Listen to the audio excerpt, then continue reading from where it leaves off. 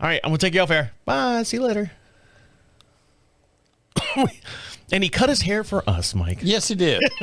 He got a brand new haircut and you got a haircut over there too. Yes, for us. I'll talk about that too. So. For you. Always for you. Yeah, I know. It's always for me. You ready, Mike? Yes. You sure? No. All right. Let's do it anyway. Let's try it anyways. Here we go. And now for something special.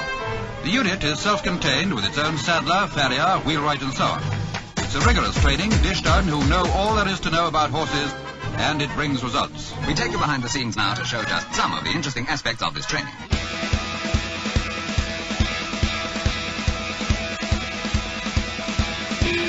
Welcome back to Equine Dynamics with Mike Stine, the award-winning #1 podcast, Great Sounder Horses from the Ground Up. Mike Stine is a registered journeyman farrier with an APF1 accreditation. On this week's show, we have FFE international trainer, biomechanics trainer, and author of the Core Conditioning for Horses. Our very own special guest, Simon Cocozza, will be joining us here in the studio. We're going to talk about the posture of motion, the foundation of lateral and longitudinal balance, and also what the horses' riders need to accomplish these tasks. All this and much more will be discussed here on Equine Dynamics with Mike Stine. And over to my far right side is Mike Stine. How are you? I'm doing good, Travis. How are you? And Simon, good catching up with you again. Mike, again, he's not on the air yet. Every time we have a special guest, he's not on the air yet. Yes, but you're expecting me to remember things and understand things, right? Simon is in the green room. He's in the back room watching us on the TV there in the green room. Right. So he'll be on here in a second. Okay. So don't. I know you get so excited, Mike. Yeah. So excited. And you should be excited, Mike, because yesterday was your birthday. Yesterday was my birthday. Is this a shock to you, Mike? Trying to forget about it. So yesterday, yesterday was your birthday, and I see you've got a haircut as well. Right. You know what the I washed it and it shrunk. Well, good. You wash it out there in the watering hole outside. Yes. So, believe it or not, Mike, I know you're gonna claim shenanigans on this, but actually today is my birthday. Today is your birthday? Yes, I thought your birthday was in January 11th. For some reason. Well, we can move it to the 11th if it makes you feel better. I don't care. No, but yes, today is my birthday. I was born on January 6, 1973. Ah, yeah, me too. No, mine was 61, but yes. So here we go. It's our birthday show. Right, it's our birthday show. Right. We can celebrate. I've already done 51 shots of Jägermeister before I came in today, so I'm good to go. Right.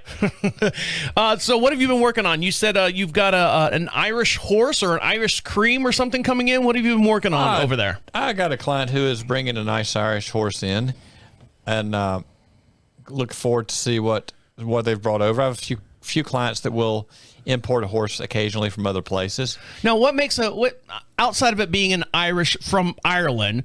Is that the breed Irish horse, or is it you're just saying it just came in from Ireland? Well, it's coming in from Ireland. It's Irish bred, thoroughbred, and that's one of the things. The Kiwis, my buddy down there, he said their horses were more like the Irish horses, had more bone than the American thoroughbreds, and I've seen some wonderful thoroughbreds from all countries, but this one is one she's been hunting hard for a while to be her next horse to do it for. Now, are you excited about this horse coming all the way from Ireland to the United States for you to work on?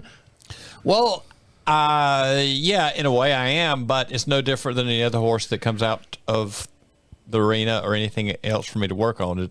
You do your best, right? But I would think maybe the Irish farriers, they would say, if we've got an American horse coming from North Carolina, which is where we broadcast. What they say over there, it's like, oh, gosh. Yeah, that's what I'm thinking. What now? It's when someone fancy comes across what they call it, across the pond. Yeah, when they call them, this horse is from Ireland. Everyone in the barn goes, ooh. Right. And then over in Ireland, they go, this horse came from North Carolina. And they go, Yanks. Oh, jeez. Garbage what horse. Now? This horse is not going to amount to anything because our horses are superior. Right. Well, we got a big show to get into, lots to talk about, and our very own special guest coming up here shortly. Oh, yes. We have Simon Cocozza coming in here. And we'll be bringing him across the pond also. That's right. So stick around. You're listening to Equine Dynamics with Mike Stine. He'll be right back. Do they like Irish horses in England? Oh, we have lots of Irish horses here. Oh, yeah. Irish are prolific producers of horses. Right. Yep. They get very excited about them here, some of them. I think it's just that. Very good. I think it's just the name. You get It's good just the horses name. from everywhere, and bad horses from everywhere. And my buddy that was from New Zealand said, the New Zealand thoroughbred is the best. You know. Of course, everywhere where you're at, that horse's area is the best. Right. Welcome back to Equine Dynamics with Mike Stine. If you want to join the podcast, you can join the podcast at any time. Just go over to equinedynamics.com. At the top of the page says Join the Podcast. Click on that little tab right there. Brings you to another page, and what it has up at the very top is a big orange bar. It says Leave a message for Mike Stine. If you have a question for Mike Stine, if you have a comment or compliment, or if you just like to wish Mike Stine a happy birthday or myself a happy birthday, you can do that over at the Join the Podcast. Speak right into whatever device you have. If you have a microphone on a smartphone, your tablet, your computer, speak right into it, comes right to our inbox, and we'll play your voice on the very next podcast. We broadcast every Monday morning at 9 a.m. Eastern Standard Time out of a little town called Marshville, just outside of Charlotte, North Carolina. And over to my far hand side, my very own birthday boy, my twinsie birthday boy. That's right. We look like twins. Is Mike Stine. How are you? I'm doing good, Travis. How are you? And how are you, Simon? And my birthday's to the point you really don't want to You don't count want to rub them. it in anymore. Please. And joining us this week, the FFE international trainer, author, and biomechanics trainer, Simon Cocozza. How are you? I'm very well, thank you, Travis, and happy birthday to you both. Well, thank you very much. Is it your birthday? Yeah, when's your birthday? It's tomorrow, watch. So where are you located right now, Simon? Just so our listeners that aren't watching this on the YouTube channel, and if our listeners are not watching this on the YouTube channel, shame on you.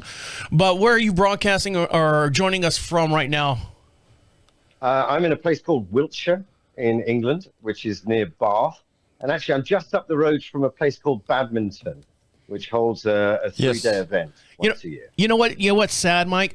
If people over in England, if we say I'm from North Carolina or I'm from Florida, they know exactly where it is. When Simon tells me I'm right next to, Well, I know. I have no idea where he's talking about. I know about badminton because I have clients who have been there to ride. I played it one they've time. competed at badminton. So now you are an FFE international trainer. So tell us exactly what that means. What does that title hold for those of out there that aren't familiar with that title that you have? Well, so I was a British trained instructor, and then I moved my stable to France. And so I joined the Fédération Française d'Équitation. So that's the FFE. And the FFE have a series of a training schedule for examiners and trainers. And so I slogged my way through that, which was fun. And so I'm an examiner for the FFE. I examine other people and their riding skills, because in France, you need to have a professional license to compete. And so somebody has to judge them. And so they have a series of professional trainers that do that, award them licenses. Now, being overseas, do you find that the organizations such as the FFE and having license and stuff is a little bit more organized in overseas as it is compared to the United States? Because every time I turn around here in the United States, everyone's got an FFE or an FFA or some kind of acronym or something for whatever, and there's just so many. It just doesn't seem as organized here in the United States, even though we are still somewhat of a young country. And England and Ireland, where Mike got the other horse from, it just seems to have their literally stuff together. I would say that the bureaucracy is a self-fulfilling prophecy, and the fact that we have more of it in Europe doesn't necessarily mean our standards are any higher. It just means that there's a hierarchy that has to be followed through to attain the authorization to do certain things. And again, really, I find where the rubber meets the road when it comes to horse riding, it's not about the pieces of paper. It's about what you bring individually to your profession and your sport. Now, you're an author of a book called Core Conditioning for Horses, and we're going to talk about like the posture of motion. Now, when you say the posture of motion, that's kind of like an oxymoron. It's kind of like jumbo shrimp. The posture of motion, you would think posture just being standing there like a militant soldier, and then motion in the same sense. So what do we mean? Describe what we mean in that phrase or sentence. Well, obviously the horse's body is composed of joints. So we have the skeletal system, let's call that the hardware, and then the muscular system, which is the software. Now, In a horse, unlike a vehicle which has a chassis, the horse has a spinal column. And in other words, everything has to move, and it has to move correctly. So the posture that the horse has, not when it's standing still on the yard, although that's an element, but the posture the horse has in motion is critical to the forces that are distributed around the body, the performance of the horse, and also its longevity. And this translate over, because you're a dressage trainer. So, and you do all these clinics and everything. Are you specifically for dressage training, or are you more for like just the whole entire overall soundness or the motion? Mike's the soundness guy, the biomechanics. We're both soundness guys and both motion guys, right? Well, I think ultimately it's not really about the discipline that one chooses to specialize in.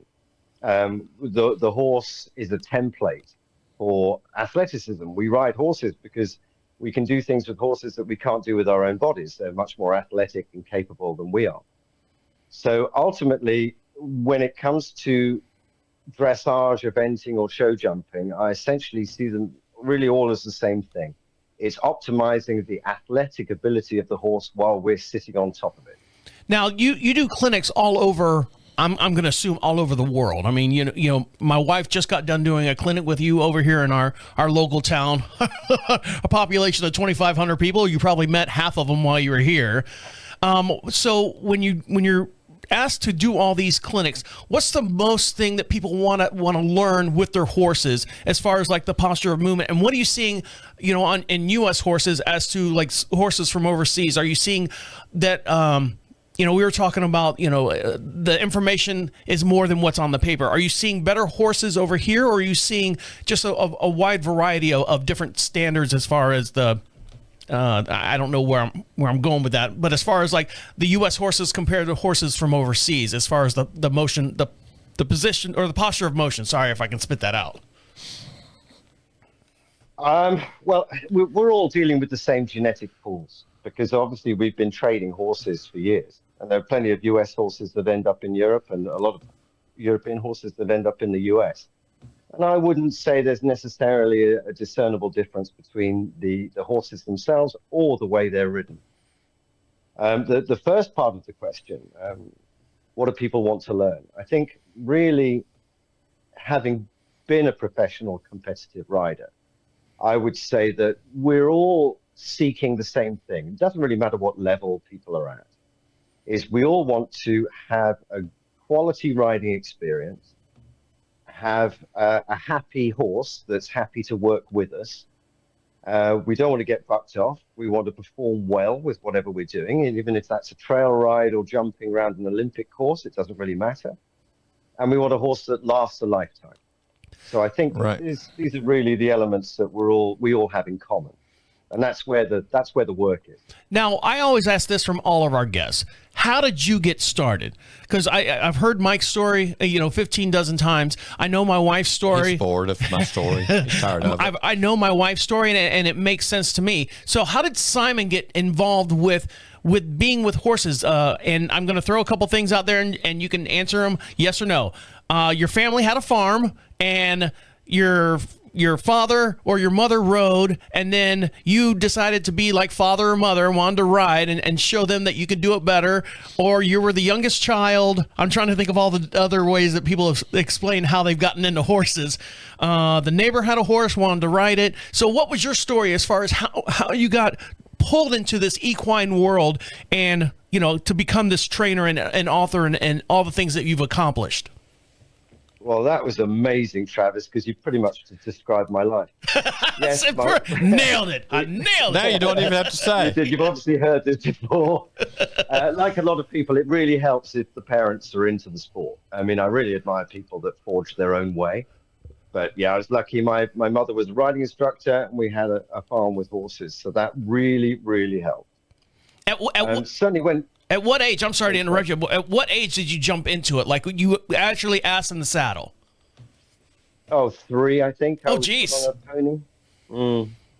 Which I think, it's a privilege, and it helped. But I'm not sure. I'll give you an anecdote, which I think highlights very well what can be achieved and why these things aren't terribly important. So I worked for a while for a Dutch dressage rider called Bertel Vos, a great friend still. And we were training and trading Dutch import horses from his base in England. And one of his best friends, who was a carpenter, wanted to learn to ride. And Bertel said, okay, you turn up Saturday afternoon, and I'll put you on my top Grand Prix dressage horse, and I'll teach you to ride. And I was sort of 21 at the time, and I thought, what is he doing? Putting a complete novice that's never ridden before on his top Grand Prix horse. Well, anyway, what happened was Bertel put him on the horse and said, sit still, touch the horse here, watch what it does. Touch the horse here, watch what it does. Then put these two things together and watch what the horse does. Because the horse was so well trained, within a couple of months, this guy rode better than a lot of people ride after 10 years. Because it was an ideal situation. It was a hot house. Obviously, the guy was extremely coordinated, working with his hands as a carpenter, and very precise, so that helped. But I think my point is that if you put ideal circumstances together, you don't require heritage to be a very, very good rider. You just need the right person with a very, very well-trained horse that's going to respond to the aids when you apply them. I think half of the time people get into a little bit of a feedback loop when they're riding, however many decades they've been doing it, because their horses aren't responding, or the horse can't respond even when they do the right thing. So that is really my focus, because I'm very sensitive to that, having experienced it. And I know this, and it does ring home here with me, with my wife. She's had over her, her career, she's had at least, I can count 7 horses. She's taken one horse and gotten it to a certain point where the horse is only good for so long as far as learning and stuff like that. And then my wife has excelled in her training to where she's like, okay, I got to get a better horse that can learn a little bit more than the horse that I have now. Not that the horse was dumb or anything, just that horse reached its potential at that level. And then all the way up to what we have now, and you're familiar with our horse Diego, so that's the level that she's at. And I think the horse and her have come to a pinnacle together to where they equally complement each other. I know the horse Dominique that was out there, who's still in our pasture, she reached her potential, and then we had to turn around and buy Diego. So I understand it completely, the balance between the two, the level of the horse and the level of the rider. Yes, although there are more variables in play. For example, if you have competitive aspirations, you need a competitive horse.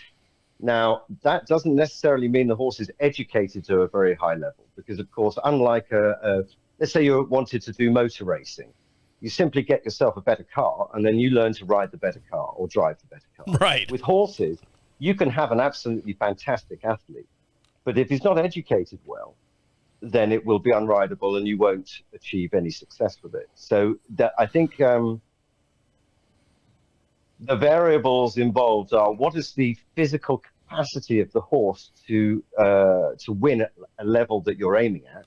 What is the rider's ability to ride that horse? But also, what is the path of education of that horse to provide you with the movements that you require, whether it be jumping a fence or a canter half pass, when you want it and consistently.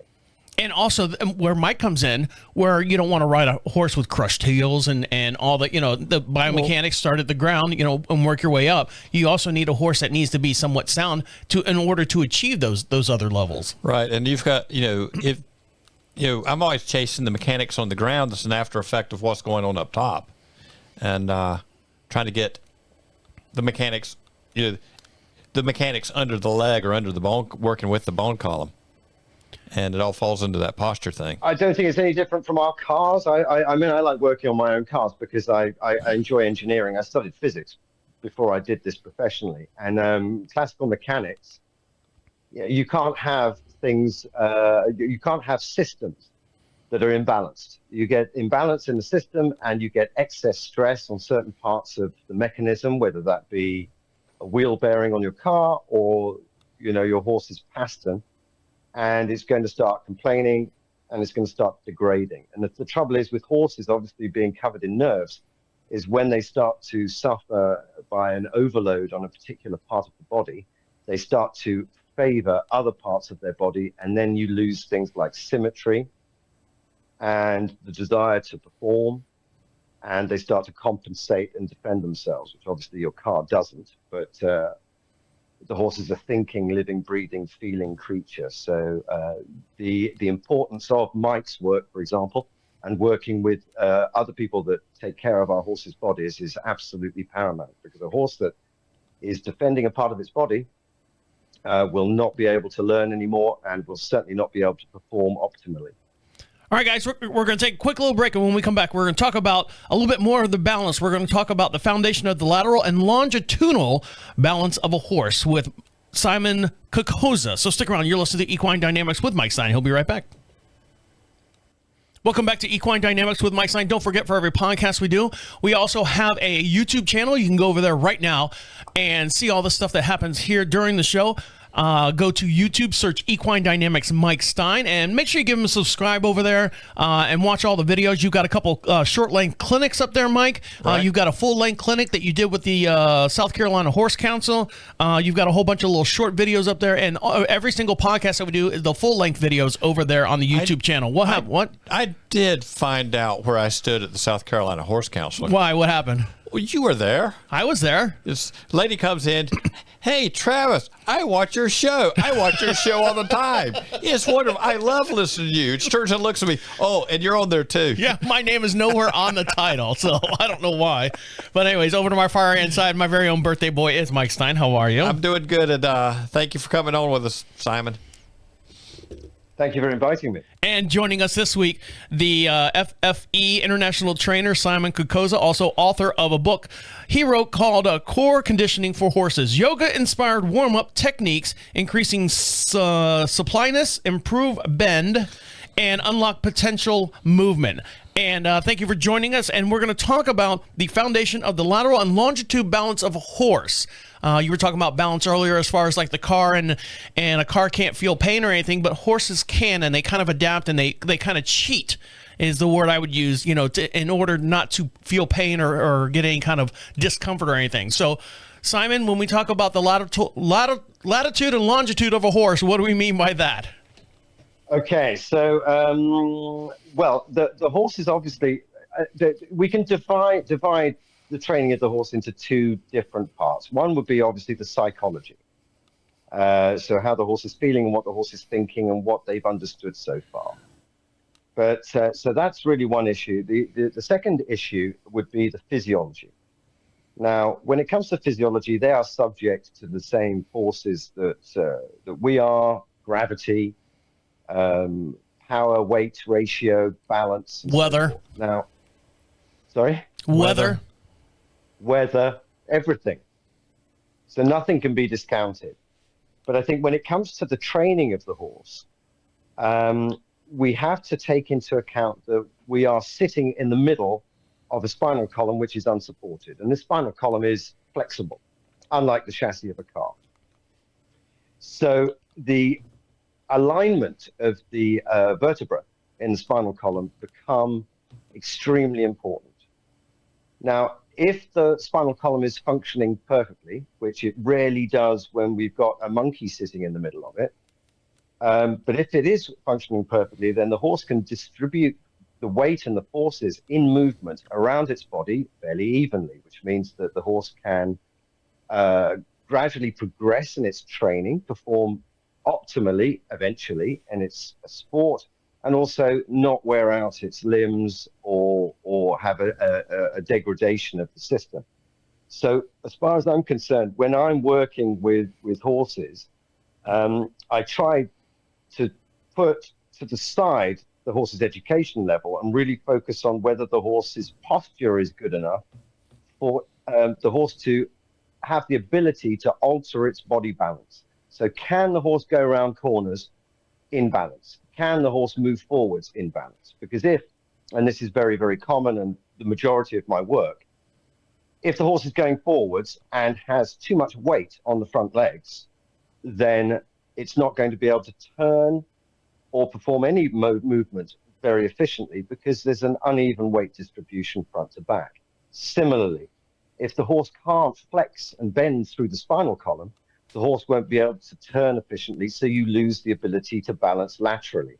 So so a lot of my work is to put the spinal column in its optimal alignment, which obviously is progressive and gradual, but I can do a lot in one session with the right exercises. Because what we need is a spinal column which, again, is optimally aligned, fully functional, so every single joint along the spinal column is functioning. And we also need to create a posture in the horse, so when they go around corners, which we do a lot, obviously, there is a bend through the back, so the horse can maintain 25% of its weight on each foot at any given time. So we want a horse that goes around the corner like a bendy bus and not like a bicycle. And as classically we understand in dressage, is sitting on those big, powerful muscles in the quarters, taking the weight behind rather than falling forward onto its front legs. Now, do you specifically train the horses? You don't deal with riders, or do you deal with riders and horses? What is your focus? Is it the rider that you're focused on? Hey, hands back. I mean, when you hear the word trainer, that's what I think, that you're working with the rider to help adapt to the horse. Do you work with the horse without the rider on it? How does that training clinic look on the ground? Well, it depends what we're trying to achieve. But what I found is when I was a junior instructor, we were told that the rider's influence on the horse makes the horse. Now, I've discovered over the years that this is fundamentally not true.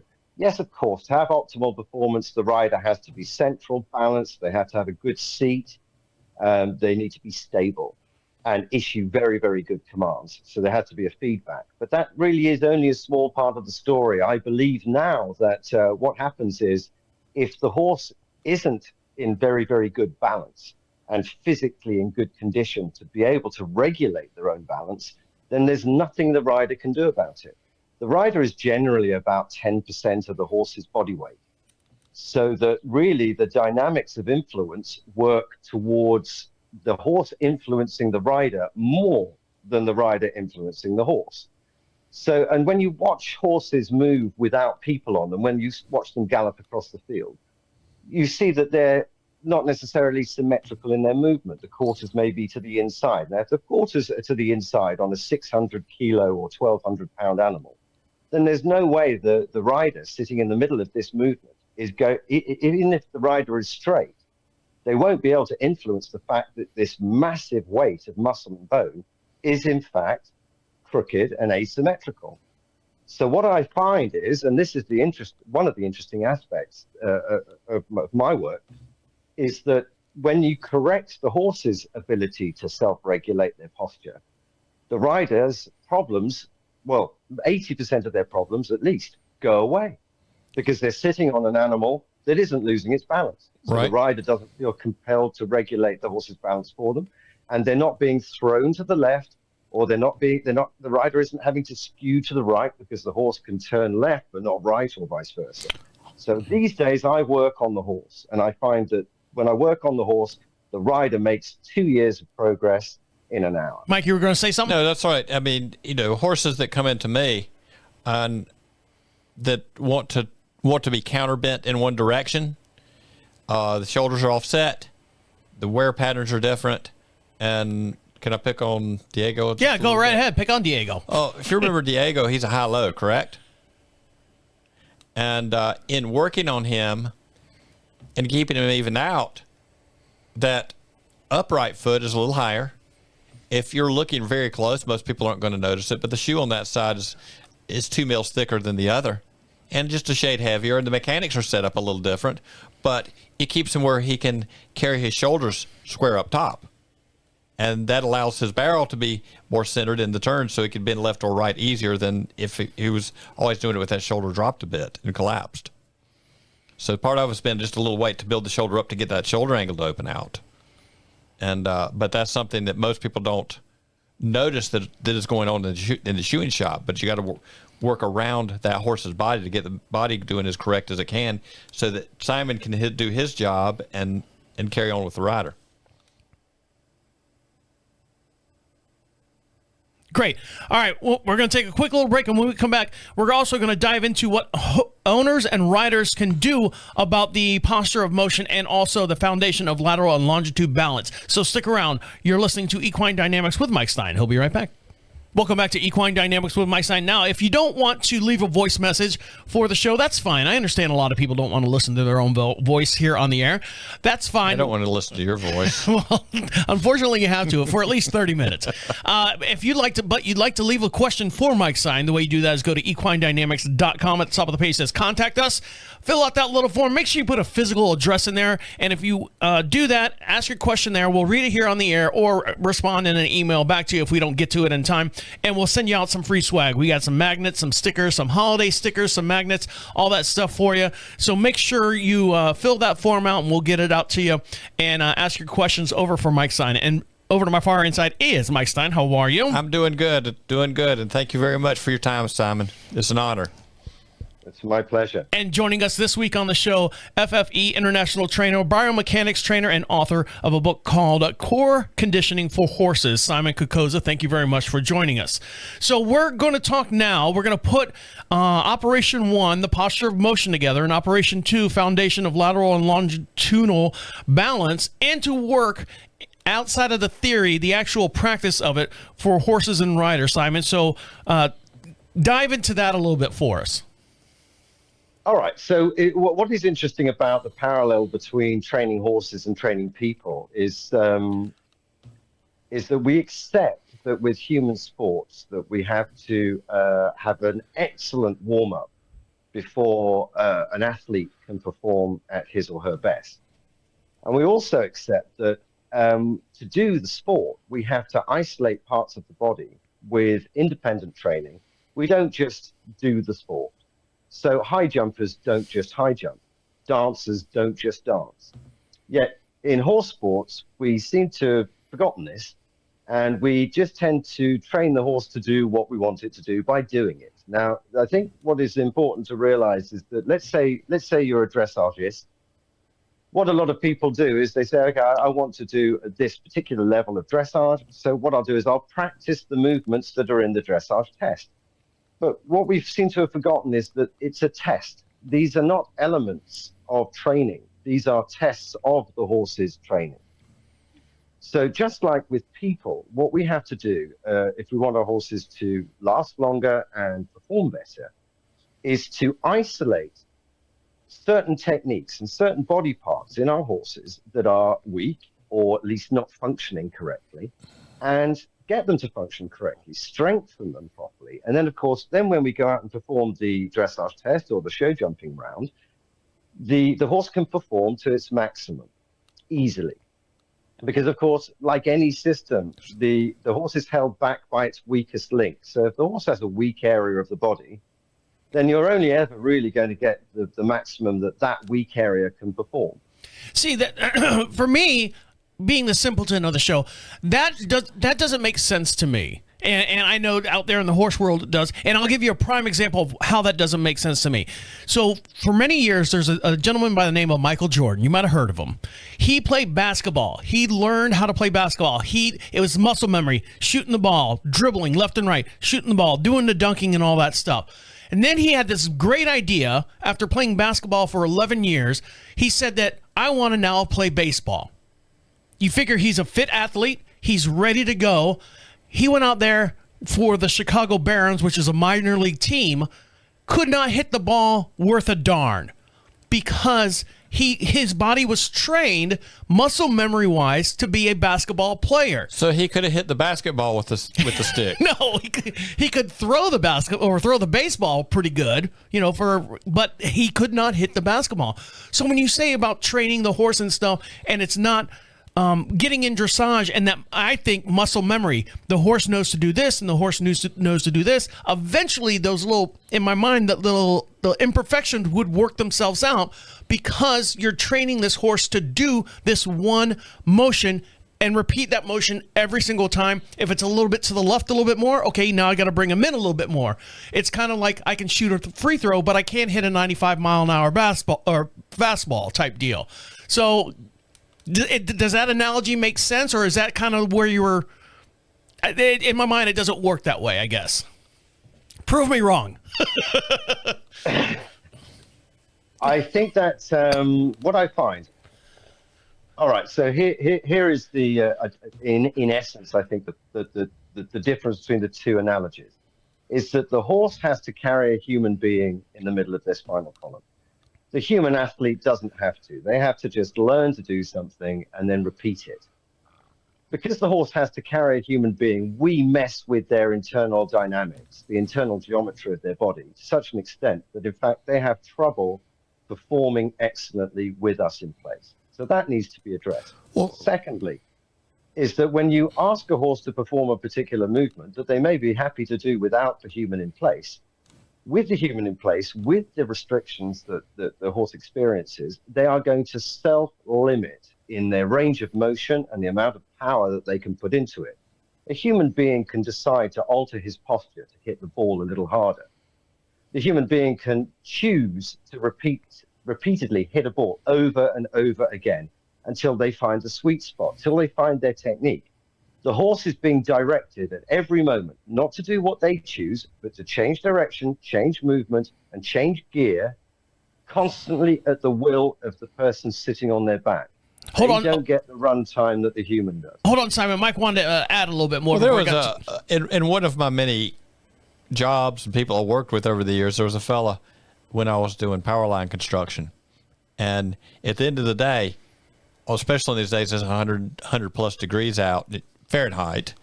It's the day's really getting you down, it's beating up, you've pushed hard, and you're wearing down, and you're really dragging. He said, yeah, you got the monkey on your back. The horse always has the monkey on its back. Right? Absolutely. Absolutely. And also, they don't have self-determination because constantly, imagine what this is like. You have, let's say you decide to be a horse for a day, and somebody gets on your back and says, okay, so I'm going to ride you today.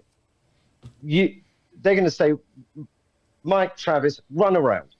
Now turn left. Now halt. Now run fast. Now run slow. Now run on the spot. Now jump over that. You haven't got any thinking time to alter your own posture. You can't practice one particular move over and over again. You're being directed. So your focus is on obeying what your rider is telling you to do constantly. So within that, the horse they don't have the time to develop muscle memory other than within the experience of being directed on a constant basis. That is a problem. That's why a lot of my work is repeated exercises until the horse masters it. So it's a very simple exercise that on a day-to-day basis, the horse starts to get used to and starts to understand what's required, but it's not constantly changing. It's a repetitive exercise. So the horse can gradually work on their posture and their range of motion without constantly having to alter what they're doing. And recently I've developed a series of warm-ups. So they're sort of 25 to 30-minute warm-ups where they're audio warm-ups, where I've recorded them and you put a little Bluetooth speaker in your ear and you ride and I tell the rider what to do.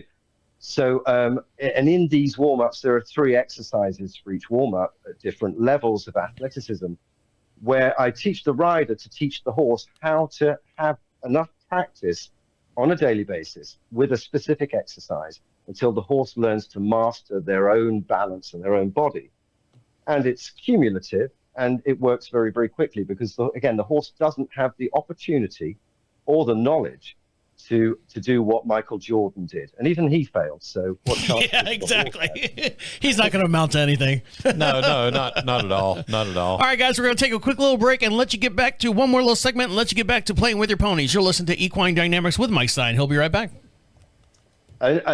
Mike, if you want to throw anything in there, just go. I feel like I'm doing all. No, you're good. You're good. No, I mean that's why we have you on because you're the people get tired of listening to me. I ramble all the time. Okay, this is last segment. What'd we learn? You got it? You got it, Mike? I've practiced this one. Mike has, 2 things. One, doesn't greet the guests when they're not on the air. That's one thing I have to cure him of. 3 years of doing it, he does it every time. It will never be fixed. And he has one scripted phrase. And sometimes. And he blows it every time. And I go, Mike, what did we learn today? And I don't know. And he just goes, huh? No, it's just not like. We learned something. One word, one phrase is all I ask you to say on constant basis. So let's see how he does this week.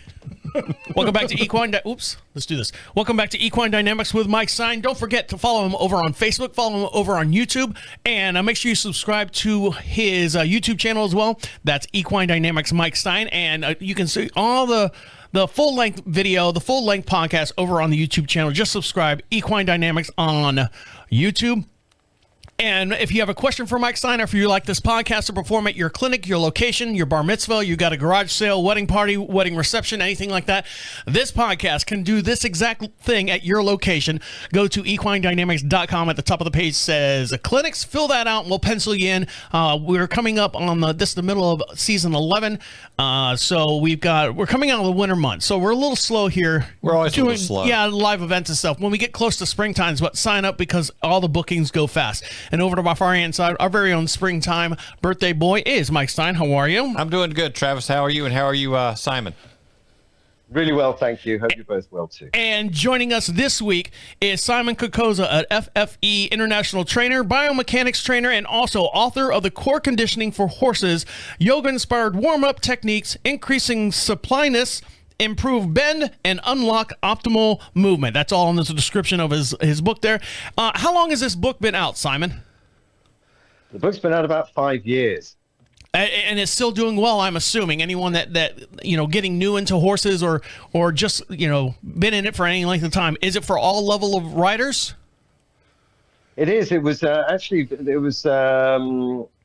it was the first 15 drafts were very, very complicated, and I don't think I really understood them.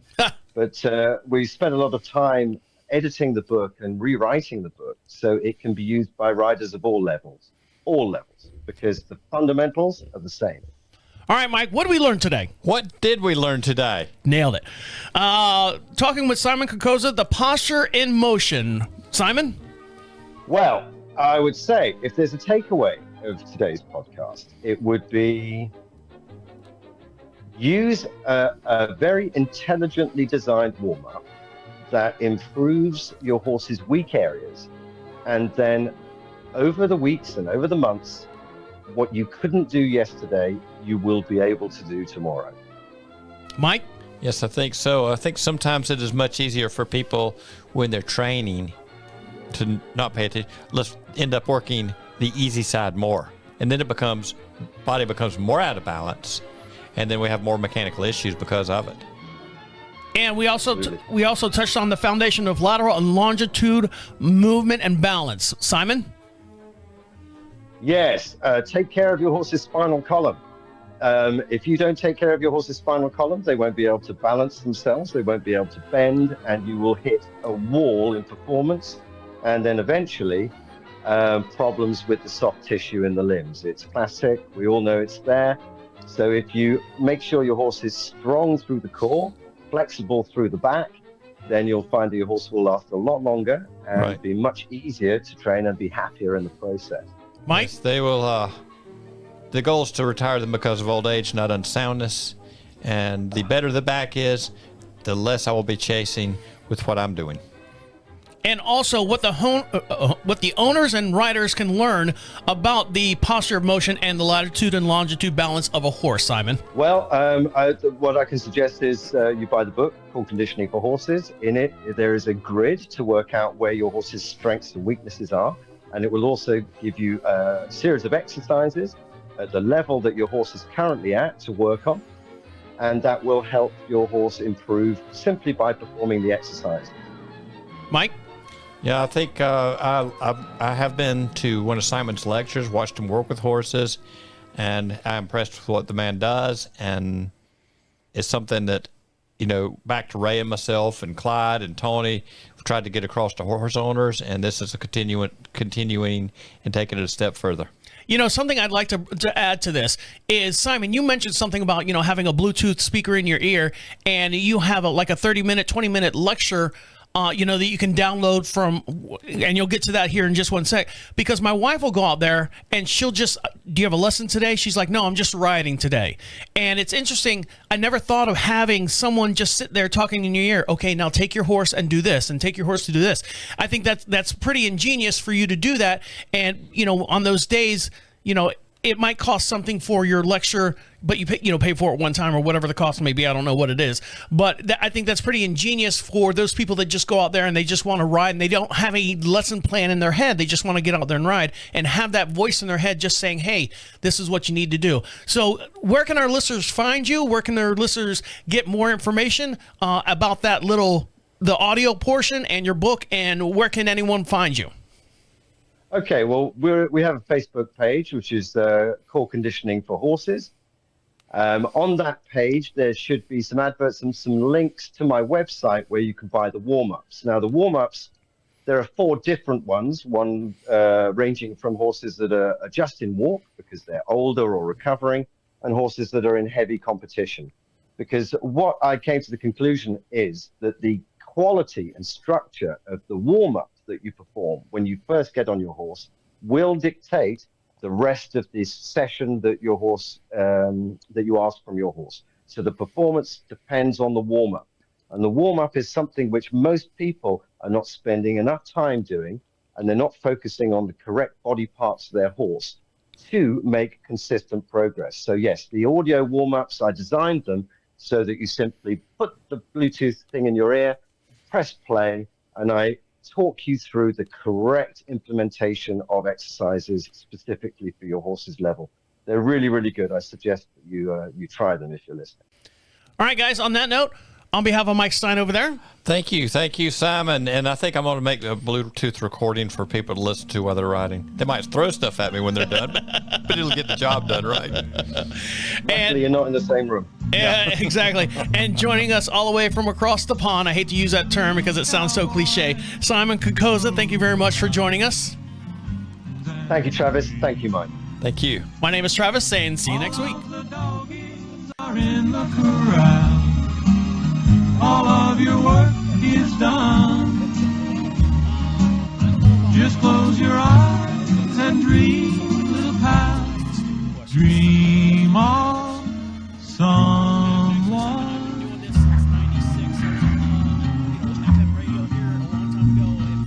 Hi, Lucky. Good night, Ned. Hi, Dusty. Good night, Ned. Good night, Ned.